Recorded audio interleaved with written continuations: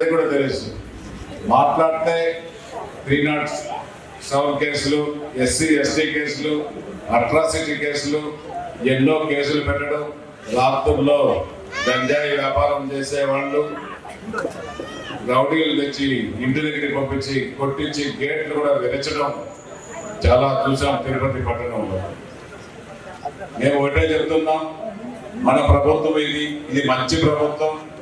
మన ప్రభుత్వంలో మన ముఖ్యమంత్రి వర్యులు కానీ ఉప ముఖ్యమంత్రి వర్యులు కానీ ఎవరైనా దౌర్జన్యాలు, దుర్మార్గాలు, అరాచకాలు, అక్రమ వ్యాపారాలు చేస్తే సహించరు, వెంటనే వార్నింగ్ ఇస్తారు, సస్పెండ్ చేస్తారు అనేసి కూడా ఈ సందర్భంగా మీకు తెలియజేస్తున్నాం.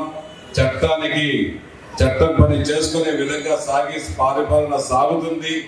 ఎవరికి మీరు భయపడాల్సిన అవసరం లేదు అనేసి కూడా మీ అందరికీ ఈరోజు తెలియజేస్తున్నాను.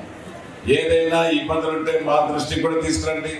మాకంటే ముందుగా డివిజన్ ఇన్ఛార్జీలు ఉన్నారు, క్లస్టర్ ఇన్ఛార్జీలు ఉన్నారు, నాయకులు ఉన్నారు. ఇక్కడ వాళ్ళందరితో మీరు మాట్లాడండి. ఏదైనా చిన్న కష్టాలు వచ్చినా, చిన్న ఇబ్బందులు వచ్చినా, మీకు ఏ అవసరాలు ఉన్నా, మీకు పెన్షన్ రాకపోయినా, రేషన్ కార్డు రాకపోయినా, ఈ ఇల్లు లేకపోయినా, ఇంకేదైనా ఇతరత్ర ఏదైనా ప్రభుత్వం నుంచి వచ్చే సహకారాలు మీకు అందకపోతే వెంటనే మీరు మాకు మీ లోకల్ నాయకులను సంప్రదించండి.